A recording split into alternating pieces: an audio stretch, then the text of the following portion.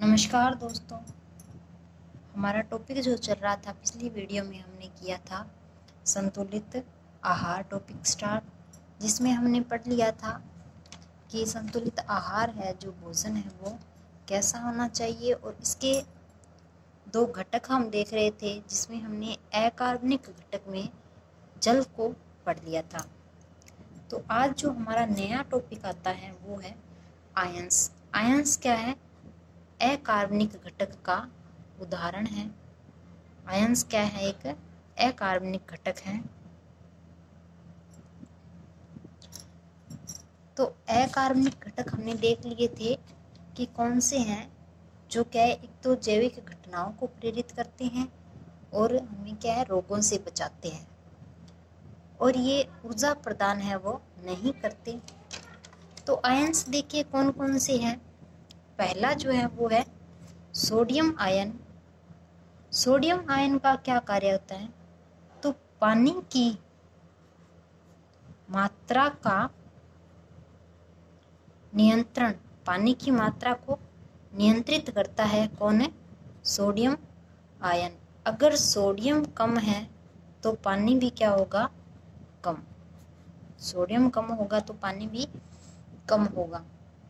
उसके बाद है सोडियम है वो तंत्रिका में उद्दीपन के लिए, जो तंत्रिका है उसमें क्या करता है? संवेग उत्पन्न करता है। संवेग उत्पन्न करता है। अब संवेग तंत्रिका में कैसे उत्पन्न करता है?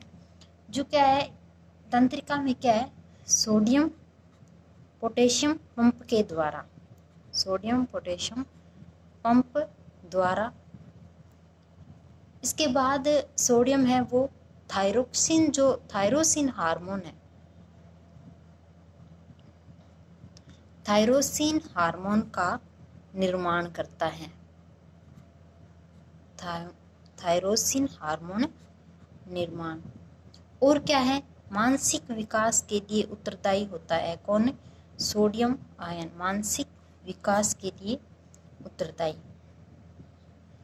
इसके बाद दूसरा जो आता है वो है पोटेशियम।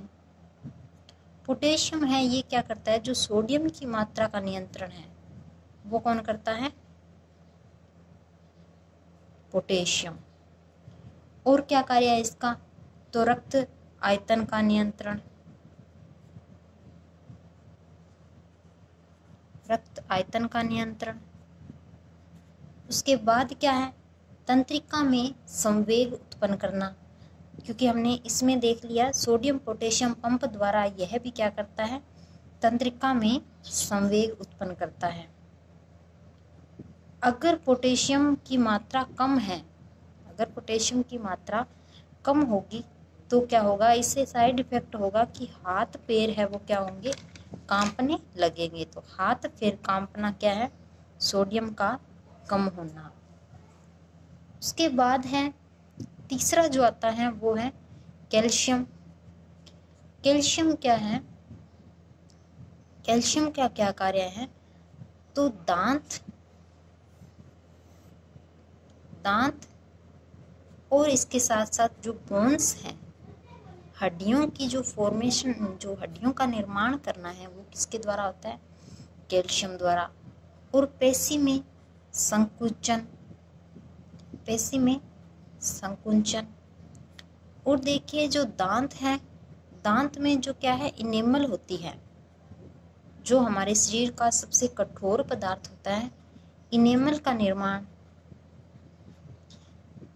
और क्या होता है? विटामिन डी का निर्माण करने में क्या ये सहायक है? विटामिन डी के निर्माण में सहायक।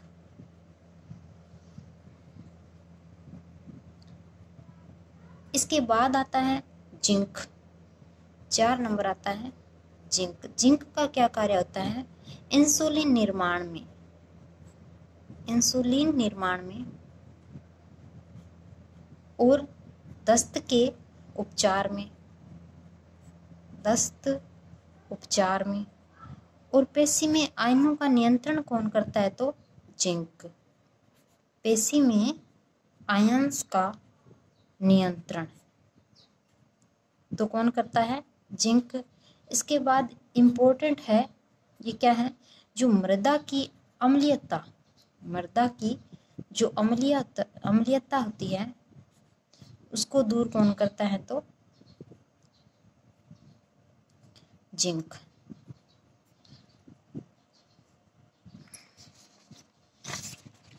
उसके बाद आता है 5 नंबर आता है, इसका क्या कार्य है? तो इसका कार्य है प्रोटीन निर्माण में, प्रोटीन निर्माण। और क्या है? क्रोमोप्रोटीन में या गुणसूत्र के निर्माण में, गुणसूत्र निर्माण में। और अमीनो अम्ल जो है, अमीनो अम्ल निर्माण। और है अपशिष्ट पदार्थ, अपशिष्ट जो पदार्थ हैं उसके निर्माण में कौन है? तो NH3। अब देखिए, जो प्रोटीन जब ज़्यादा होगी, प्रोटीन ज़्यादा होगी तो हम देखिए जैसे प्रोटीन ज़्यादा खा लेते हैं तो प्रोटीन ज़्यादा खाने पर क्या होगा? अमीनो अम्ल ज़्यादा हो जाएगा, अमीनो अम्ल क्या होगा? ज़्यादा।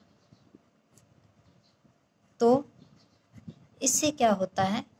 गठिया रोग, गठिया रोग हो जाता है। और प्रोटीन जो है ज़्यादा किस में होती है? तो दाल और मशरूम में जो प्रोटीन है वो क्या है? ज़्यादा होती है। दाल और मशरूम में प्रोटीन ज़्यादा होती है। इसके बाद है 6 नंबर है O2। तो O2 क्या है? जो ऑक्सीजन है वो क्या है? सेल में खर्च होती है, कोशिकाओं में खर्च, या जो कैल्शियम निर्माण, या हम इसको कह सकते हैं ग्लूकोज को तोड़ने में, ग्लूकोज को तोड़ना। और जो सर्वाधिक मात्रा होती है वो किसकी होती है? तो O2 की सर्वाधिक मात्रा होती है O2 की। और देखिए O2 है वो क्या है? अज्वलनशील, अज्वलनशील गैस है। अज्वलनशील गैस का मतलब है कि ये खुद नहीं जलती, O2 गैस है, लेकिन जलाने में क्या होती है? ये सहायक, जलाने में सहायक होती है, परंतु O2 गैस है वो खुद नहीं जलती। इसके बाद आता है